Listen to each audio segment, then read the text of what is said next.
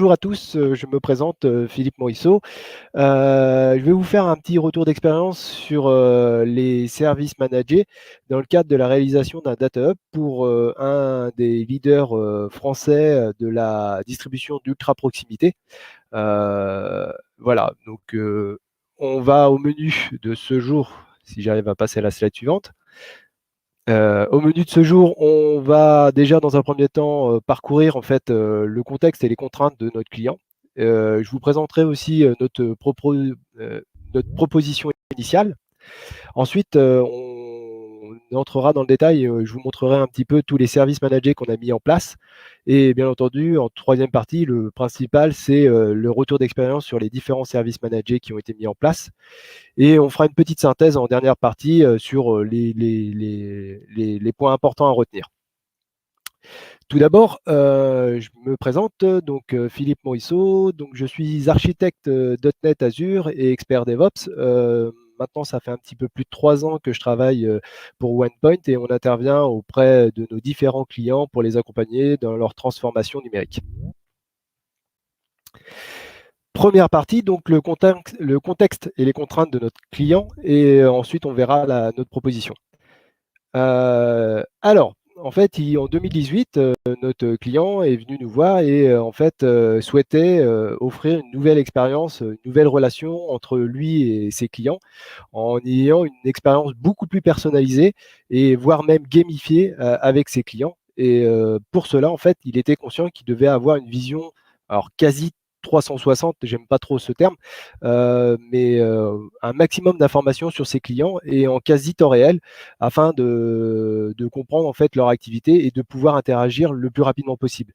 Donc savoir ce qu'ils achètent, où ils achètent, sur du e-commerce ou en magasin, où ils vivent, où ils travaillent, est-ce qu'ils consultent régulièrement le site, s'ils utilisent régulièrement les offres promotionnelles proposées par le magasin. Voilà, tous ces éléments afin d'avoir une relation beaucoup plus, on va dire, une plus forte complicité. Bien entendu, le client avait un certain nombre de contraintes.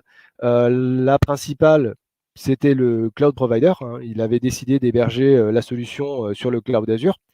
L'autre point important, c'est que, étant conscient qu'un data hub souvent est synonyme d'effet tunnel assez long pour pouvoir mettre en place une architecture data centrique, son souhait était de pouvoir en fait valoriser le plus rapidement possible la solution en proposant un premier mécanisme à valeur ajoutée qui serait en fait un moteur de cagnotage non pas basé sur les achats, comme on trouve régulièrement dans tous les magasins, hein, c'est-à-dire vous avez acheté tel article, on vous donne tant de points de fidélité, mais plus basé sur l'aspect comportemental du client, sur la fréquence de ses achats, le montant moyen de ses achats, le fait qu'il ait noté une commande en livraison, le fait qu'il ait utilisé plus ou moins d'offres proposées par le magasin, etc., etc. Donc ce premier module devait être réalisé déjà dans un délai assez court, sachant qu'on partait d'une feuille blanche en moins de 6 mois.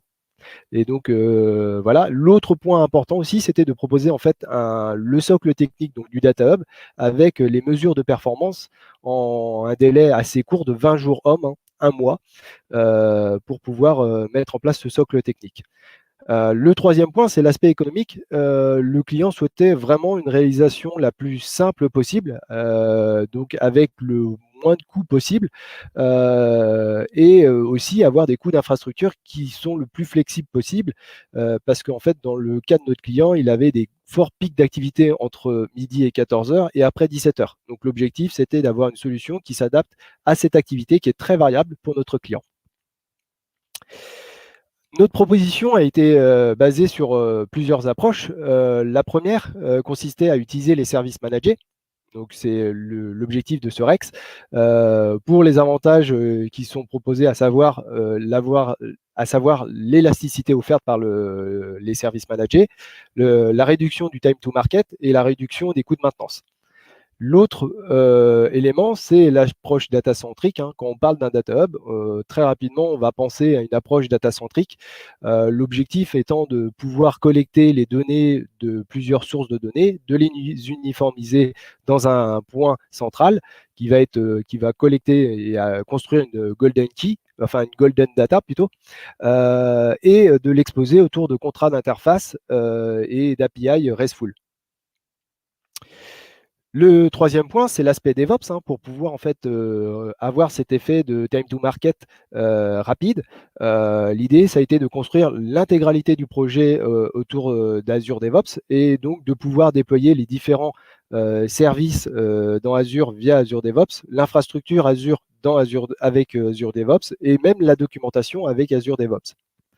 Le quatrième aspect, l'aspect on va dire plutôt économique de la solution avec une approche FinOps by Design, en s'appuyant encore une fois sur le DevOps pour pouvoir ajuster le plus rapidement l'infrastructure pour accélérer l'optimisation financière avec aussi du monitoring sur les coûts et la mise en place d'alertes automatiques en cas de dépassement budgétaire.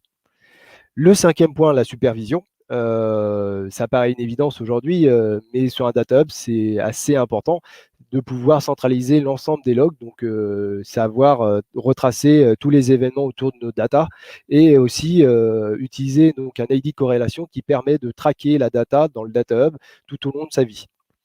Et le dernier point, qui est, on va dire, presque systématique, c'est l'aspect sécuritaire, où on a pris une approche security by design, et on s'appuie encore une fois sur le DevOps et l'infra as code afin d'accélérer la sécurisation en prenant en compte les nouveautés proposées par le cloud provider en termes de sécurité. Bien entendu, on s'appuie aussi sur les éléments de sécurité comme l'Azure Active Directory et les protocoles d'authentification forts proposés par le cloud provider et bien entendu tous les aspects de monitoring de sécurité. L'autre élément important dans notre proposition, c'était pour faire comprendre l'intérêt de chaque microservice, enfin chaque service managé utilisé dans notre solution, c'était de faire une analogie avec les aéroports. Le client s'étant déjà équipé en fait d'un API Manager Triskel, l'idée c'était de réutiliser cet API Manager qu'il avait déjà fait sur lequel il avait fait l'acquisition et de brancher en fait nos deux API provider et consumer en pattern CQRS. Une API business un moteur de canetage, donc un module métier et des modules techniques. Et si on fait une analogie avec les aéroports, on pourrait comparer notre API manager à notre service de douane qu'on retrouve dans tous les aéroports. Nos API frontaux, donc API provider et API consumer, qui seraient un peu les portiques de sécurité qu'on retrouve dans les aéroports. Nos services MOM qui permettent de router les données d'une API à l'autre, comme les escalators ou les tapis roulants que l'on retrouve dans les aéroports. Notre API business qui va nous permettre de rediriger vers un module métier ou un module technique donné. On pourrait être comparé à un terminal. Les modules métiers pourraient être comparés aux compagnies aériennes et les modules techniques aux services annexes proposés par l'aéroport, à savoir les bus, les cafétérias ou les choses comme ça. Et au final, je vais parler de ce qu'on a mis en place. Alors, ce qu'on a mis en place.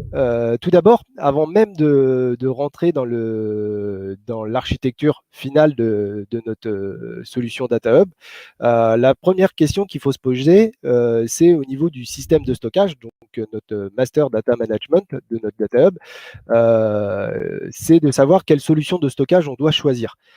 C'est assez important, sachant qu'aujourd'hui, sur les cloud providers, au niveau des services managés, on a souvent une multitude de systèmes de stockage. Donc, ça peut aller du NoSQL avec Cosmos DB, au SQL avec les différents types de bases de données SQL, PGSQL, MariaDB, SQL Server, du Cache Redis, hein, qui est un système de stockage, du Data Lake ou du Table Storage ou Storage Account en fonction des usages. Mais l'important, c'est de faire les bons choix. Et pour ça, en fait, j'ai encore une fois une analogie qui est assez intéressante, enfin, je trouve, et qui plaît bien aux clients aussi. C'est une analogie avec la physique newtonienne. Alors, je vous explique. En fait, il faudrait comparer un petit peu là, je vais vous parler de l'accélération. Donc, accélérer la data est énergivore. mettons, c'est comme un moteur, il faudra un moteur plus puissant pour qu'une voiture passe de 0 à 100 km/h en 9 secondes que pour qu'une voiture passe de 0 à 50 km/h en 9 secondes. Et bien, c'est pareil pour les systèmes de stockage. Donc, c'est-à-dire que si vous voulez extraire une data dans un data lake storage et la pousser à une vitesse importante, il vous faudra certainement beaucoup plus de puissance que si vous l'aviez déjà dans votre cache Redis. Donc, l'importance aussi, c'est de savoir où stocker la donnée si on veut la récupérer rapidement. L'autre point aussi qui peut être important, et c'est le corollaire, c'est qu'en fonction de l'espace de stockage qu'on utilise, la data acquiert une énergie potentielle. C'est un peu comme la pomme qui tombe de l'arbre ou le ballon qui dévale la colline. Et donc, dans cette histoire, le cache Redis acquiert l'énergie potentielle la plus importante, alors que le data lake storage, lui, a l'énergie potentielle la plus faible. Mais à contrario, on a un autre problème, c'est que pour permettre à la data d'acquérir cette énergie potentielle, il nous faut de l'énergie. Et pour cela, en fait, on va constater que le cache Redis nous consomme beaucoup plus d'énergie que notre data lake storage. Donc c'est un peu comme dans la physique newtonienne, pour permettre à un ballon de dévaler une colline, il faut le monter en haut de la colline et aussi il faut le maintenir en haut. Donc ça, c'est pareil, c'est une bonne correspondance. Et enfin, le dernier point, c'est le poids de la data qui est assez déterminant dans toute cette réflexion. C'est comme la comparaison entre un camion de 33 tonnes et une moto, il faudra beaucoup plus d'énergie pour accélérer un camion de 33 tonnes que pour faire accélérer une moto. Sur cette catégorie, le data lake storage pourrait être comparé au camion de 33 tonnes et le cache Redis à la moto. Revenons-en à notre architecture Data Hub. Donc, notre architecture devant s'intégrer dans un SI d'entreprise, l'idée c'est que le Data Hub est en frontal, en tous les cas en communication avec le Data Viz au travers du Data Lake. Moi, je vais vous zoomer sur la partie Data Hub. Et d'une part, en fait, vous pouvez constater qu'on a une petite partie ETL qui a été rajoutée par rapport à la proposition initiale, puisque en fait, très rapidement, notre client s'est rendu compte qu'il ne pouvait pas tout apaiser sa data. Il y a notamment, en fait, concrètement, le client est dans les différents magasins de sa franchise est équipé de caisses enregistreuses qui ne sont pas forcément connectées à Internet et qui envoient en fait l'ensemble des achats réalisés la journée une fois par jour, donc le soir, dans le SI de l'entreprise. Donc, on est obligé d'avoir un traitement batch qui permet d'insérer tous ces achats qui sont réalisés dans notre Data Hub. Du coup, ça relève une autre problématique, c'est l'intrication temps réel, temps batch, puisque potentiellement, il y a des événements qui sont réalisés en temps batch qui doivent se croiser avec les événements qui sont réalisés via les API. Alors, déjà, on va retourner sur la partie API. Donc, comme je vous l'ai expliqué et comme on a fait dans notre proposition, on est bien parti sur une architecture CQRS avec un API provider, un API consumer, des services MOM et notre API business qui fait en fait la correspondance et qui route les différents messages vers le MDM et les autres services. Pour la partie ETL, on aurait très bien pu utiliser Data Factory, mais comme je vous le disais, cette intrication temps réel, temps batch nous a posé problème, notamment avec Data Factory, puisque c'était assez compliqué, voire presque même impossible, de pouvoir gérer cette intrication. Et donc, du coup, la solution qu'on a choisie, c'est de reproduire en fait notre Data Factory, mais avec d'autres services managés, à savoir d'un côté une Logic App pour l'orchestration des différents traitements et de l'autre côté pour l'exécution des traitements Azure Batch. Voilà, bien entendu, les différents autres services. Alors, déjà sur le MDM, dans notre cas, nous avons choisi 3 systèmes de stockage différents. Donc, on n'en a pas qu'un seul. On a utilisé donc, du storage account pour stocker certaines données référentielles peu volumineuses et peu utilisées. On a utilisé le Cosmos DB pour vraiment stocker les données référentielles très interrogée, très volumineuse. Et enfin, on a utilisé le cache Redis pour stocker des données, on va dire, que le client souhaitait récupérer très rapidement. On pourrait imaginer utiliser le cache Redis pour récupérer le prix d'un article. On a utilisé donc l'Event Hub pour gérer le déversement dans le data lake. Et on a rajouté d'autres services managés comme l'Event Grid pour pouvoir notifier les services externes de l'ajout, de la modification ou de la suppression d'une donnée dans le Data Hub. Et bien entendu, notre proxy pour communiquer avec le SI de l'entreprise. Voilà. Et donc, du coup, je vais rentrer un petit peu concrètement dans les différents services managés. Maintenant que je vous ai un peu fait le tour d'horizon et expliqué pourquoi on avait utilisé tous ces services managés, je vais rentrer déjà dans un premier temps, je vais vous parler des services managés, donc les services MOM, les Message Oriented Middleware. À savoir, sur Azure, il y en a 4 principaux. Le service bus, l'Azure Relay, l'Event Grid et l'Event Hub. Alors, déjà, je vais vous présenter chacun d'eux, hein, si vous ne les connaissez pas.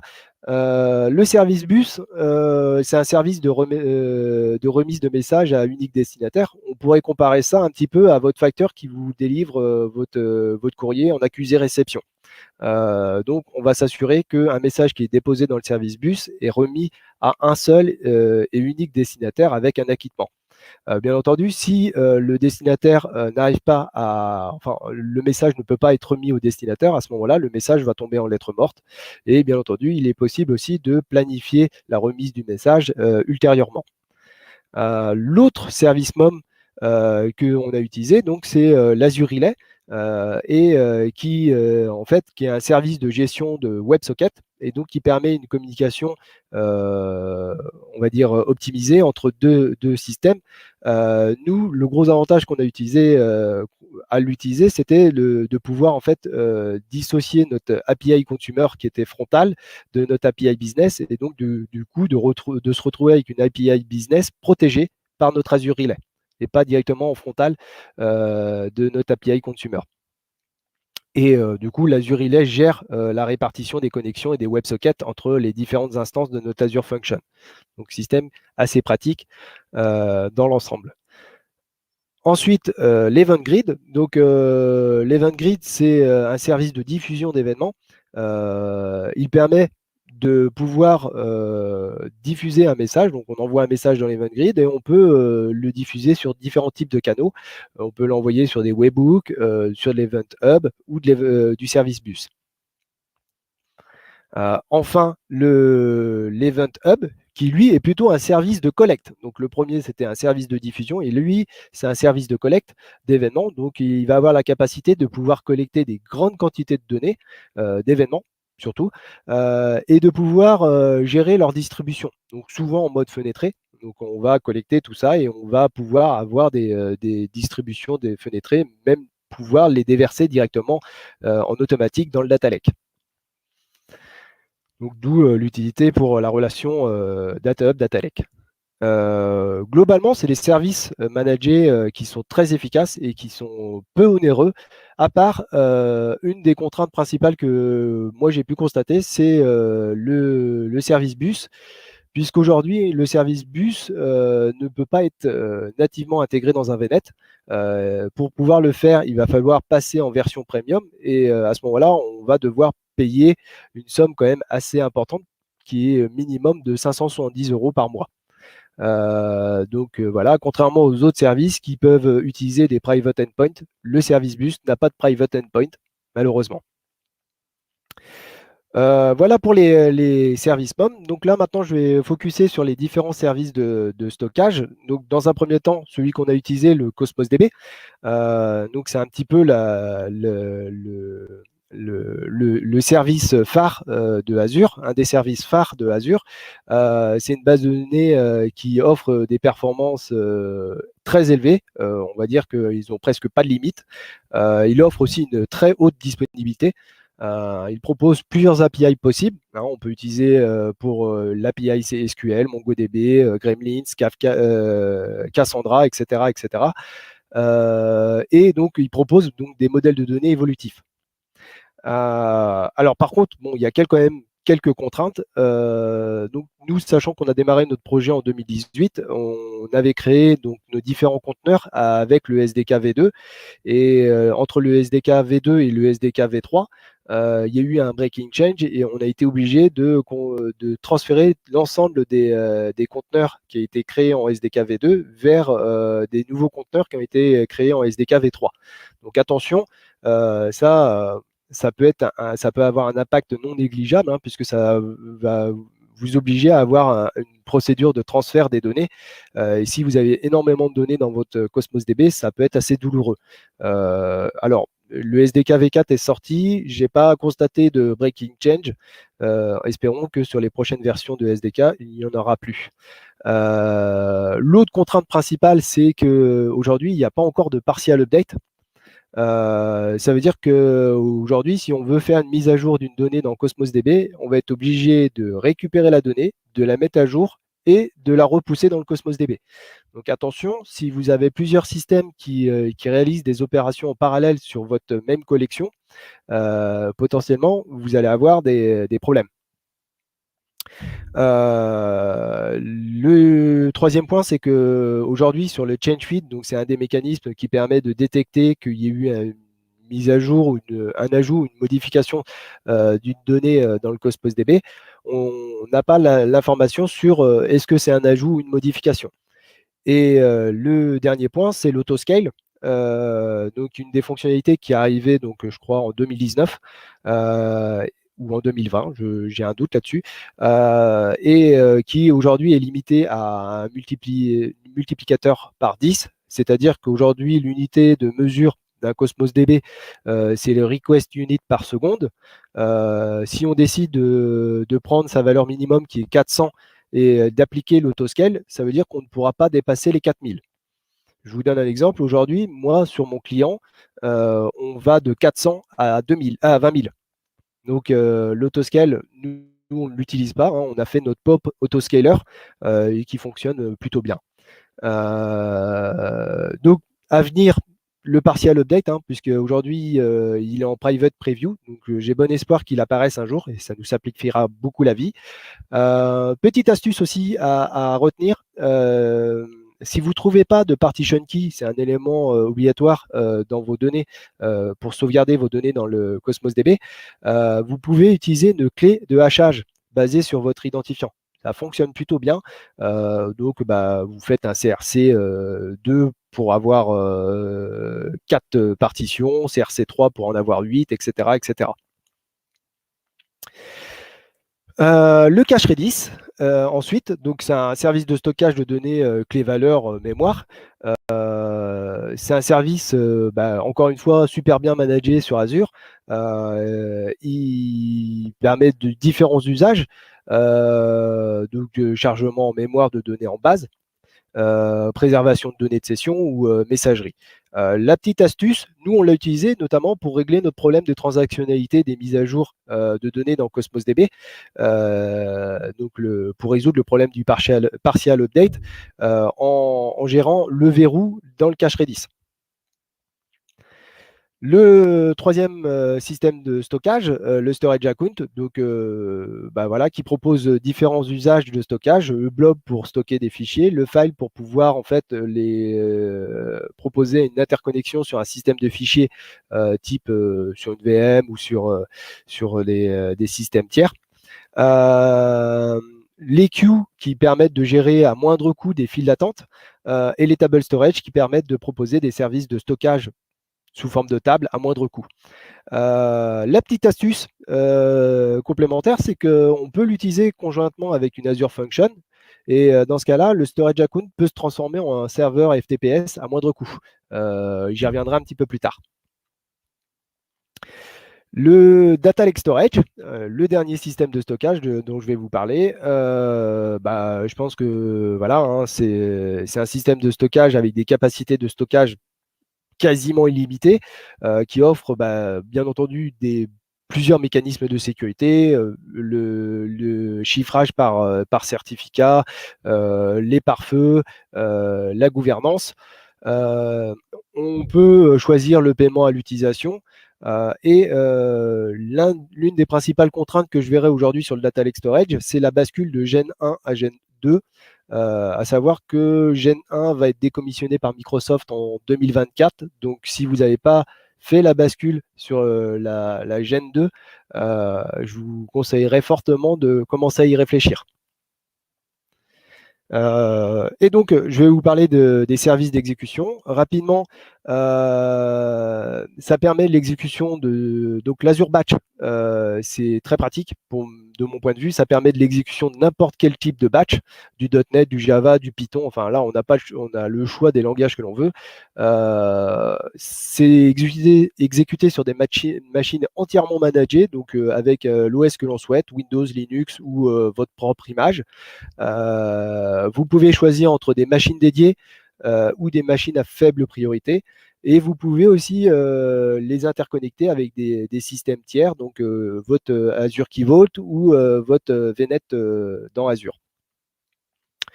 Les principales contraintes sur l'Azure Batch, c'est la planification des tâches. Là, clairement, je vous déconseillerais de l'utiliser. C'est vraiment pourri. Le monitoring des nodes dans Azure Batch qui n'est pas super au point. Donc, équipez-vous plutôt d'outils pour monitorer de votre côté vos nodes. Enfin, la petite astuce, et c'est ce que je vous expliquais tout à l'heure, couplé avec une Logic App, ça peut très facilement remplacer votre ETL et à moindre coût. Si vous avez des opérations qui ne sont pas forcément très onéreuses, l'Azure Batch peut être une bonne option. Ensuite, on a l'Azure Function. Et donc, bah, voilà, hein, c'est pareil, hein, c'est un des services phares de Azure qui nous permet de développer dans n'importe quel langage, en .NET, en Node.js, en Java, en Python, même en PowerShell. On a de multiples déclencheurs qui sont proposés, du service bus, du cron tab, du Cosmos DB, de l'HTTP. Les principales contraintes, alors nous on l'a rencontré surtout en début de projet, en 2018, où on avait des mises à jour du SDK régulières et avec parfois des breaking change. Donc ça, c'était un petit peu embêtant. Par contre, pour le coup, là sur les Azure Functions, je vous conseillerais d'utiliser un storage account pour stocker vos exécutables, même si vous utilisez des services plans. La petite astuce, donc comme celle du storage account, hein, c'est qu'en couplant notre Azure Function avec notre storage account, on va pouvoir, via le service d'upload des DLL, enfin du code exécutable, on va pouvoir s'en servir pour faire un serveur FTPS à moindre coût.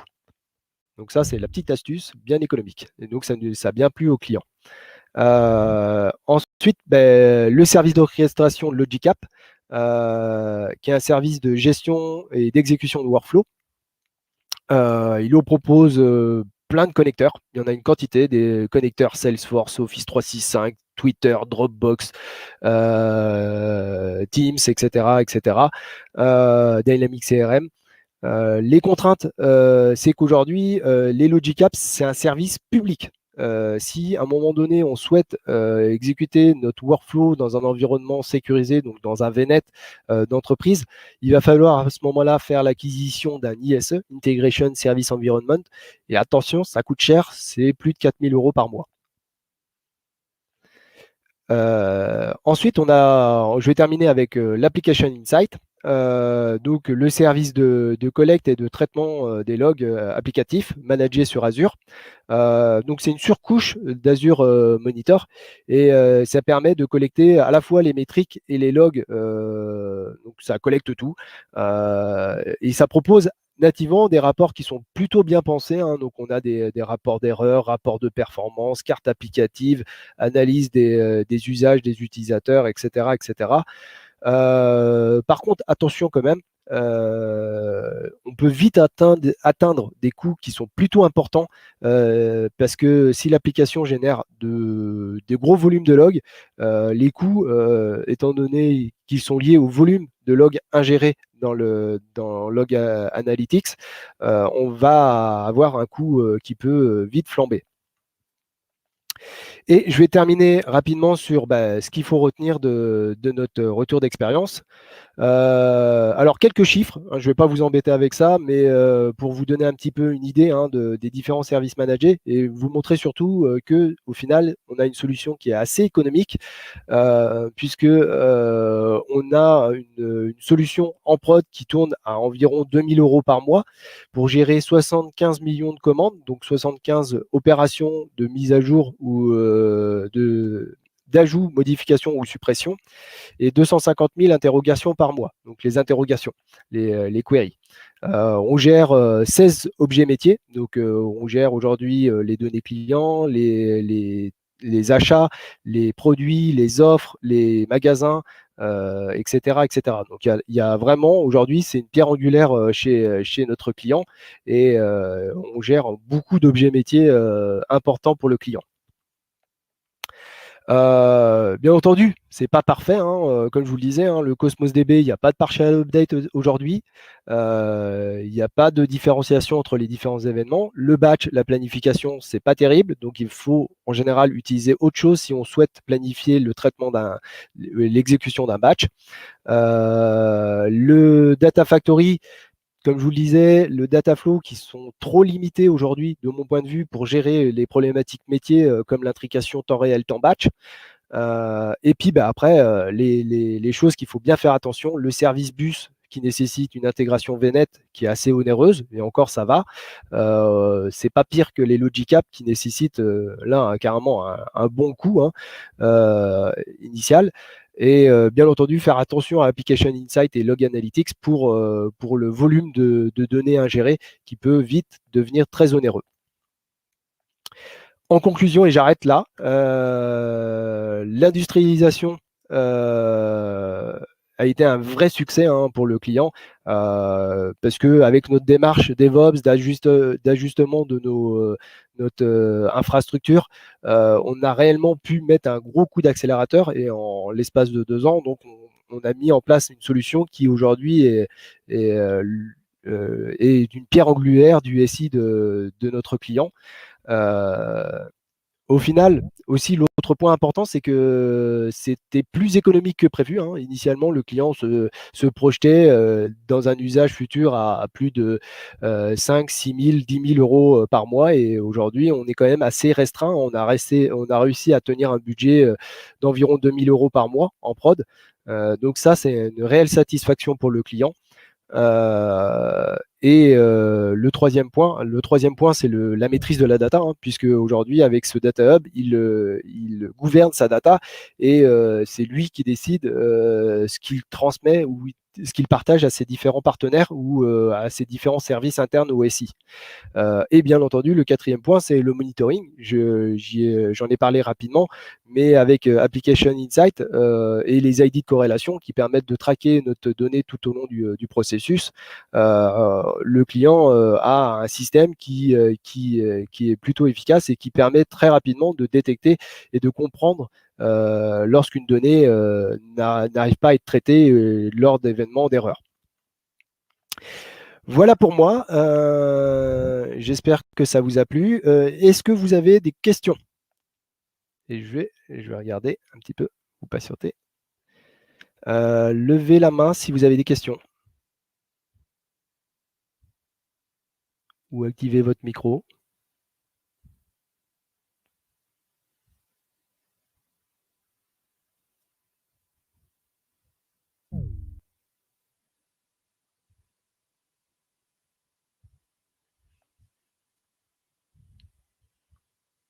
Non, pas de questions? Pas particulièrement. Merci Philippe. Ok, bon, je vois qu'on a un peu de temps. J'ai été rapide en fait au final. Tu penses que dans tous les services managés là, que tu as utilisés, lequel a eu la plus forte valeur ajoutée là, pour ton projet? Si tu devais en garder qu'un qui a vraiment simplifié les choses, tu garderais lequel? J'en garderai en fait 2. Bah vas-y. Donc le Cosmos DB, qui est, on va dire, alors c'est peut-être c'est vrai que je l'ai pas précisé sur le coût de l'infrastructure.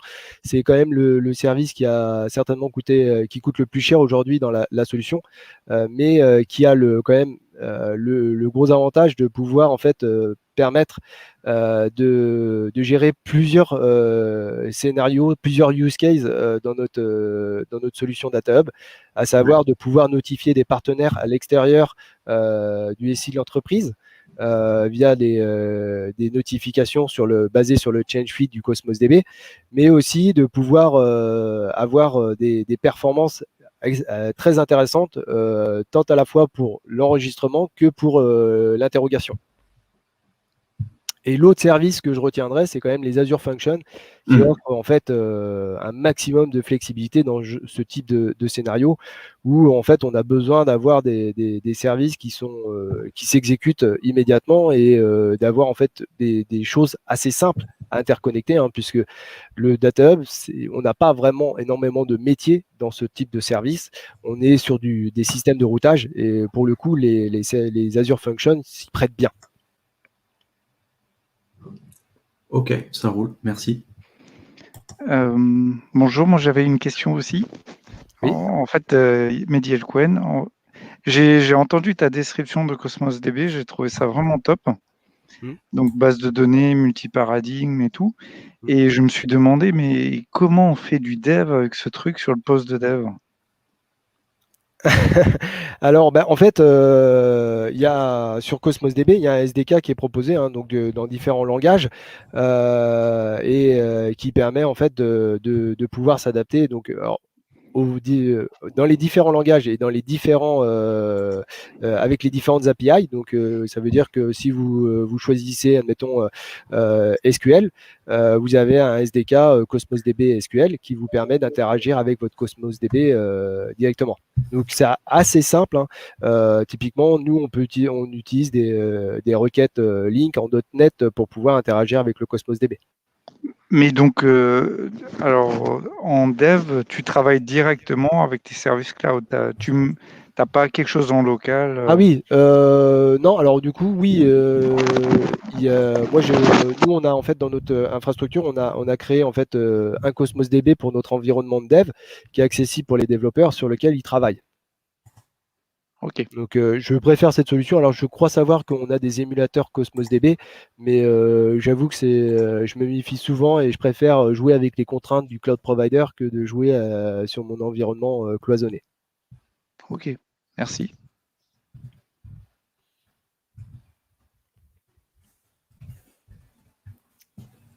À savoir aussi, pour en revenir pour les Azure Functions, un point important aussi, c'est que, alors nous, on n'a pas utilisé les plans de consommation. Donc, il y a les Azure Functions, on peut faire le choix entre un plan de consommation et un app service plan. Pour le coup, nous, comme on souhaitait avoir quelque chose qui soit assez réactif, on a fait le choix de partir sur des services plans. Et avec les Azure Functions, ça fonctionne vraiment bien. Il peut y avoir d'autres avec notamment des conteneurs, on en parlait tout à l'heure avec des collègues, ça pouvait poser des soucis, mais avec les Azure Functions, ça fonctionne bien. Tu es en mode always on du coup sur tes fonctions. Exactement. Elles répondent en temps réel. Exactement. Enfin, elles répondent immédiatement, c'est ça que je voulais dire. Oui, c'est ça, exactement. Ouais. Et sur la base Cosmos, au niveau des ressources, t'es comment? T'es en scalable aussi? La base prend ce qu'elle a besoin? Alors, ouais, du coup, c'est ce que j'expliquais. En fait, nous, dans notre. Alors, on n'a pas mis l'autoscale parce que déjà en 2018, ça n'existait pas. Ah oui. J'ai peut-être raté ce point-là tout à l'heure. Non, mais pas de souci. En 2018, ça n'existait pas. Donc, en fait, on a pris les devants. On n'a pas attendu Microsoft pour pouvoir en fait mettre en place l'autoscale sur Cosmos DB. Et du coup, on a créé en fait une Azure Function qui va interroger les API de Cosmos DB pour analyser en fait le débit observé à l'instant T et ajuster automatiquement le débit du Cosmos DB, donc, en mettant quelques règles. Le gros avantage, c'est que nous, on peut aller beaucoup plus loin que ce que la solution d'autoscale proposée par Microsoft. Donc, c'est plutôt intéressant. Mais oui, après, l'autoscale, c'est une fonctionnalité qui est quand même assez intéressante et heureusement, Microsoft l'a proposé au bout d'un moment, puisque c'était quand même assez violent. Il faut bien comprendre que le Cosmos DB, hein, si on reste à 20 000 à longueur de journée, je n'ai pas les coûts en tête, mais c'est assez violent en termes de tarifs. Donc, il faut bien veiller, surtout que là, nous, notre client avait des gros pics d'activité entre midi et 14h. Donc là, nous, on a des collections qui montent à 20 000 durant cette plage horaire et dès 15 heures, on est descendu à 400. Donc voilà, c'est le gros avantage, c'est que on va tourner à 20 000 à fond de banane pendant 2 heures, mais après, on redescend tout de suite et on économise, quoi. Ouais, c'est un grand intérêt, ouais, c'est sûr. Exactement. Et c'est la même chose donc pour les services plans. Hein, donc on profite aussi de la scalabilité horizontale sur les services plans de nos Azure Functions de façon à pouvoir, pareil, encore une fois, hein, pouvoir absorber le pic d'activité et réduire dès que ça se réduit. C'est aussi l'intérêt, c'est que sur les traitements de batch, donc lorsque l'on fait des traitements et qu'on insère, mettons tous les soirs, l'ensemble des tickets de caisse provenant des magasins qui ne sont pas connectés à Internet en direct, on reçoit à ce moment-là un gros volume d'achats d'un seul coup. Donc notre batch va générer énormément de traitements, hein, parce qu'il faut bien imaginer qu'on a derrière notre moteur de cagnotage et les différents algorithmes métiers qui vont se déclencher. Du coup, c'est pareil, encore une fois, notre service plan va faire un scale-out pour pouvoir absorber ce pic d'activité. Et dès que tout le traitement des tickets de caisse a été réalisé, il se réduit au minimum. Et donc c'est pour ça aussi qu'on a réussi à maintenir des coûts assez limités, hein, puisque on arrive à 2 000 € par mois en prod. C'est quand même, je trouve, assez intéressant. Et en termes de coûts, on n'est pas non plus sur des sommes mirobolantes.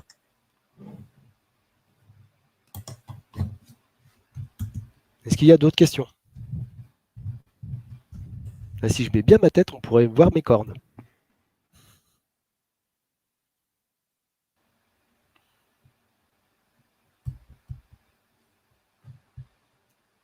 Non, pas de questions?